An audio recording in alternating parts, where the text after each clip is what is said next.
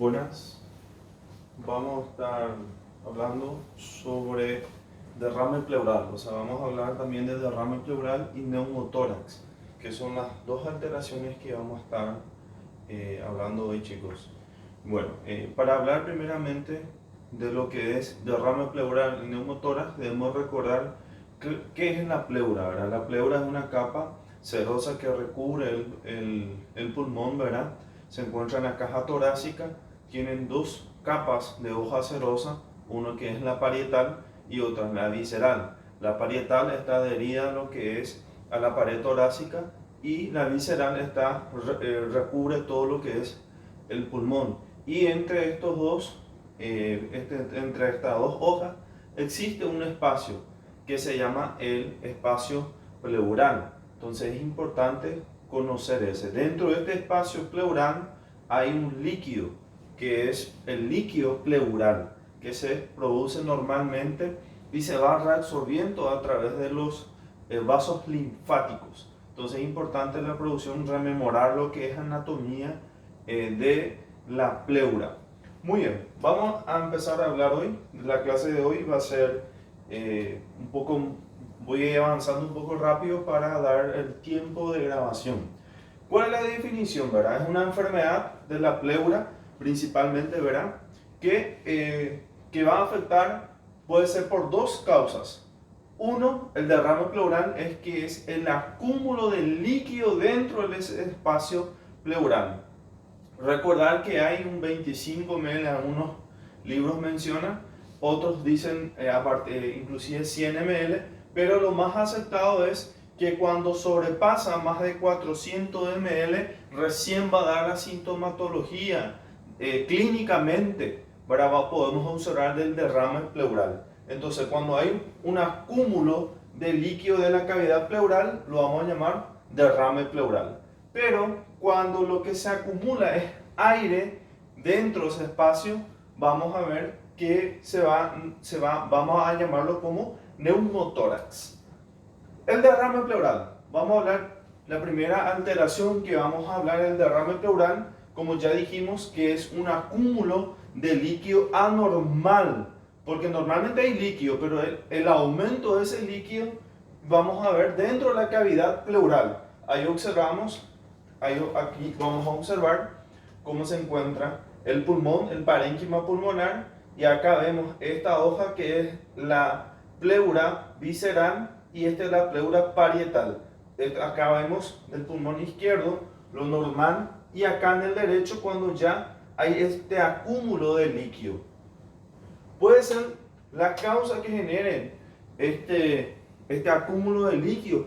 Son de dos tipos. Está el exudado y el transudado. Y vamos a ver posteriormente. ¿Qué puede producir todos estos? Son alteración de las fuerzas hemostáticas, el aumento de la presión hidrostática, la disminución de la presión osmótica puede llevar a esto. También vamos a ver que cuando hay una alteración de los vasos linfáticos o una obstrucción de los vasos linfáticos que va a generar, evitar ese drenaje, entonces va a acumular, que puede llevar también, y los procesos infecciosos que pueden llevar, y tumorales, que más adelante vamos a ver cómo se produce. Se denomina derrame pleural al acúmulo anormal de líquido en el espacio pleural por arriba de 25 ml, que es lo normal, como ya hace rato ya habíamos mencionado. Precisa tener cierto volumen, más de 400 ml, para tener una sintomatología en los adultos, pero en los niños es 100 ml, 120 ml, ya vamos a observar las manifestaciones clínicas, recordar, clínicas, porque más adelante vamos a ver que el derrame pleural hay un diagnóstico clínico y también hay un diagnóstico de imagen, puede ser a través de la radiografía de tórax, y también uno que puede diagnosticar derrames pleurales que son de pequeña cuantía a través de la ecografía.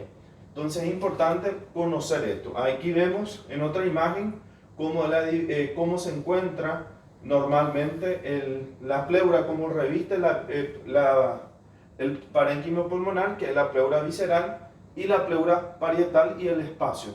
Es aquí donde se va a acumular líquido. Muy bien, pasamos.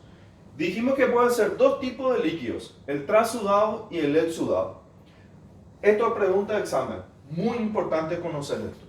El transudado, ¿qué te puede llevar a producir un derrame pleural transudativo? Puede ser por una alteración de la presión hidrostática o una alteración de la presión coloidosmótica o oncótica. Son los dos tipos. Vamos a ver aquí, dentro de los transudados, lo más importante es la insuficiencia cardíaca congestiva que puede llevar a producir un derrame pleural.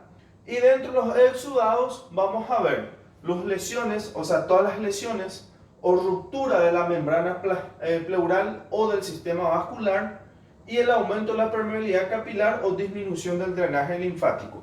El aumento de la permeabilidad capilar puede generar un proceso inflamatorio. Hay que recordar inflamación. Me imagino que ya hablaron en anatomía patológica los dos cambios que van a generar, los cambios vasculares y los cambios celulares. Y el cambio vascular es el aumento, produce una vasodilatación y eso va a generar también ese exudado que va a acumularse dentro de este espacio y va a generar lo que es principalmente el derrame pleural exudativo.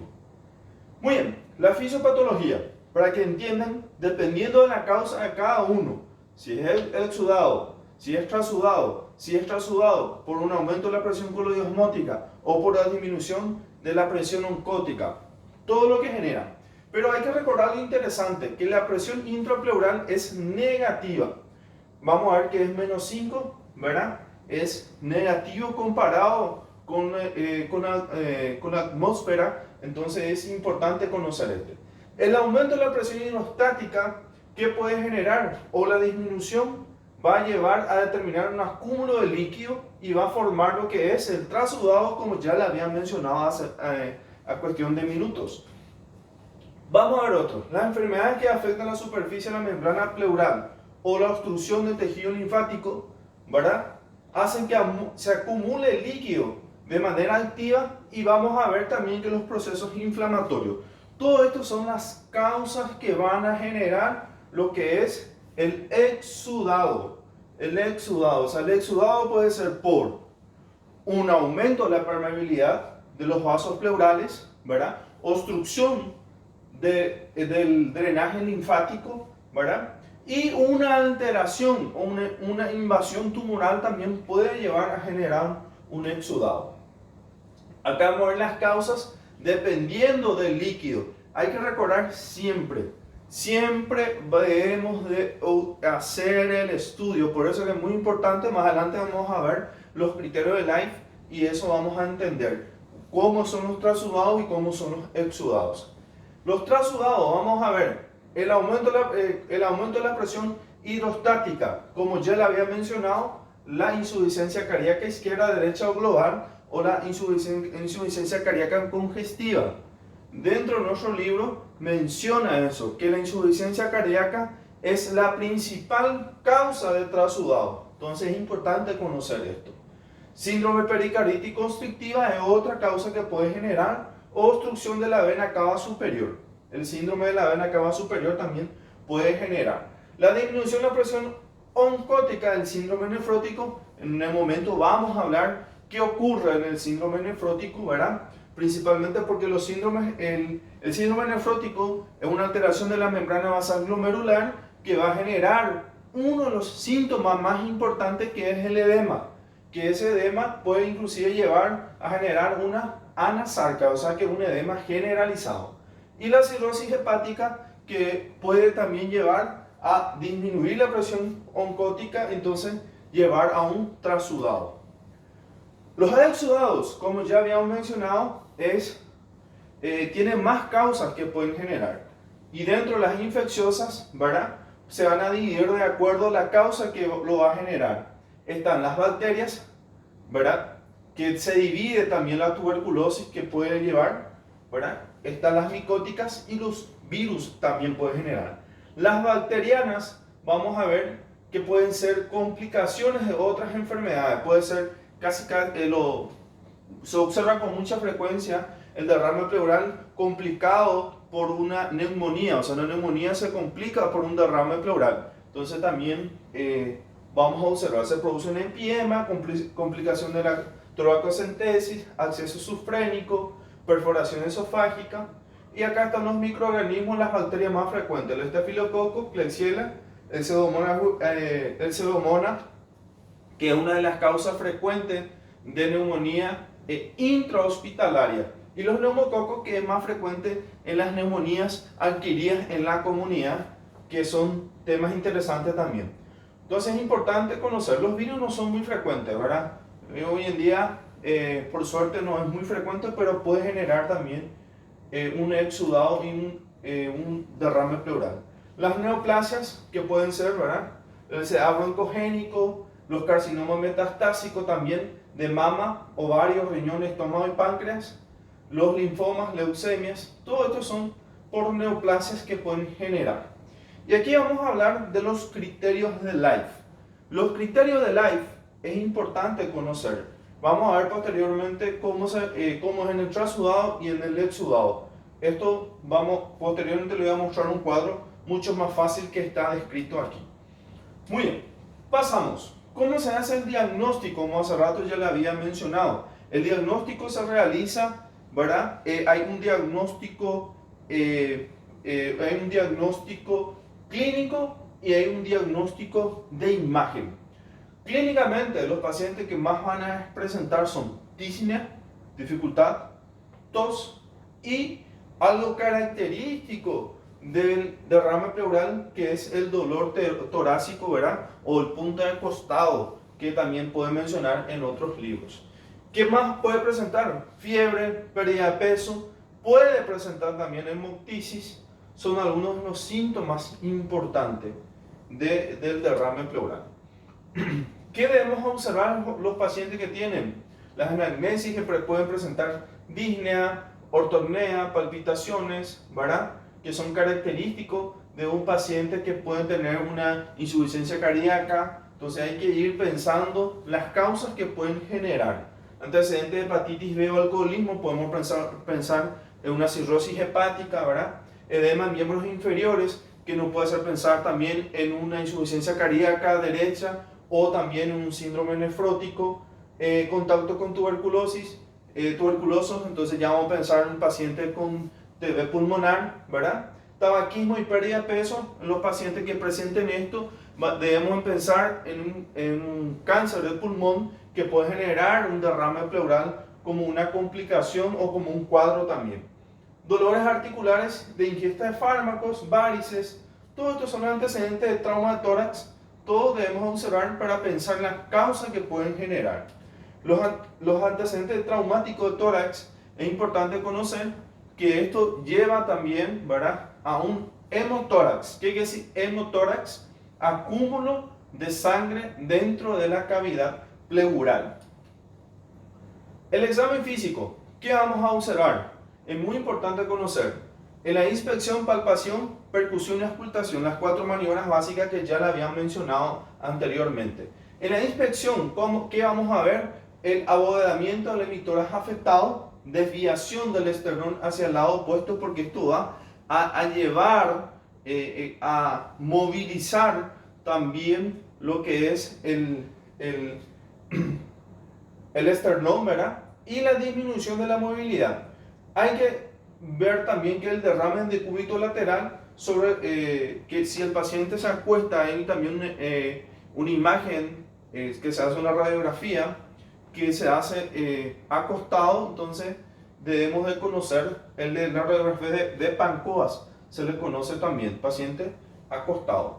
Palpación, las vibraciones vocales van a estar abolidas, recordar, el 33 van a estar abolidas, y disminución de la expansibilidad en base afectada.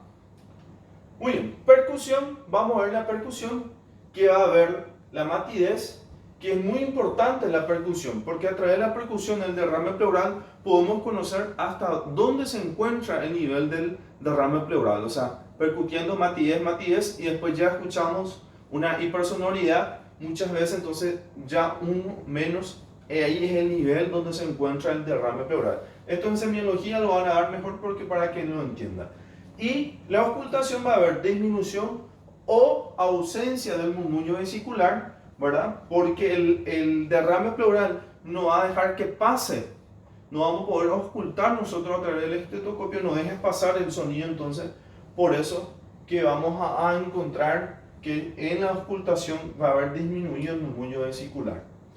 Y acá vamos a observar los signos radiológicos, ¿verdad? Que es la opacidad. Aquí vemos, aquí observamos a nivel de la base pulmonar izquierda un derrame pleural de base pulmonar izquierda, ¿verdad? Que es una opacidad. Y vamos a ver las características que van presentando cada uno de ellos. Desviación contralateral del corazón, y la tráquea, separación de los espacios intercostales, vamos a ver que está aumentado más, y aumento del hemitórax y ausencia de la broncografía aérea, que es una de las características radiológicas. Acá vemos un derrame masivo, vamos a observar, del pulmón izquierdo, y van a ver como hay una desviación, va a haber una desviación de todos los componentes, ¿verdad?, hacia el lado afecto. Esa es una característica también. Acá vemos a nivel del diafragma una alteración diafragmática, ¿verdad? Acá vemos un derrame enquistado, que es otra característica. Y acá vemos un derrame bilateral. Vamos a observar que es una radioopacidad, ¿verdad?, que es característico en estos casos. Muy bien. ¿Qué se realiza? ¿Qué quiere decir la toracocentesis? La punción pleural, ¿verdad?, el estudio del líquido pleural, y vamos a ver los criterios de Life ahí, que vamos a ver si presenta o no presenta y cuáles son los criterios de Life. Vamos ya a pasar directamente a los criterios de Life.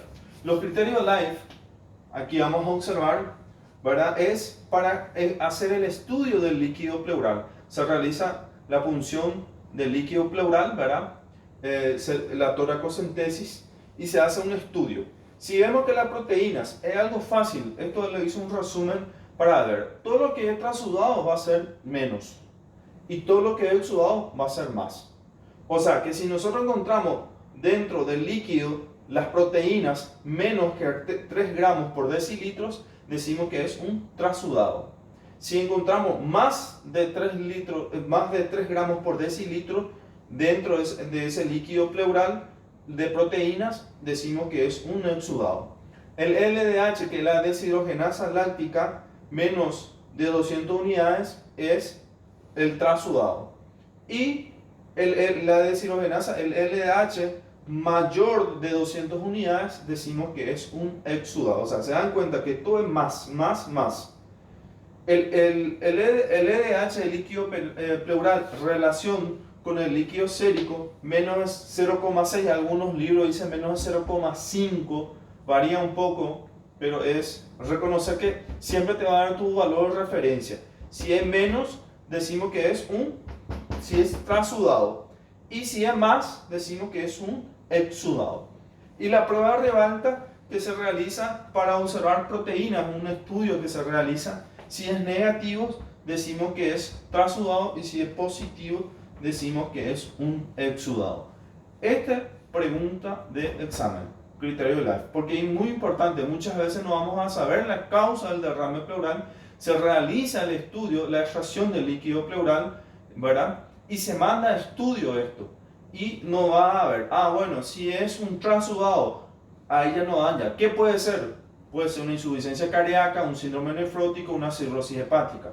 Si es un exudado, puede ser a consecuencia de una neumonía, una bacteria infecciosa, puede ser por una invasión tumoral o una obstrucción del drenaje linfático. Entonces es importante conocer si el líquido es un transudado o es un exudado. Entonces esto sí o sí debemos de realizar. Muy bien, acá los aspectos que estamos hablando, las características, vamos a ir pasando esto. Y esos son se puede hacer una biopsia, y dependiendo de la causa que lo va a ir generando. Esto ya hablamos, quilotórax, que también menciona el libro, ¿verdad?, que es el acúmulo de linfa, ¿verdad?, o de kilo en el espacio pleural. El neumotórax que hablamos puede ser traumático, ¿verdad? Principalmente lo más importante, un traumatismo que posteriormente puede llevar a un hemotórax. Muy bien, chicos, esto es la clase de derrame pleural. La otra clase va a ser sobre neumotórax.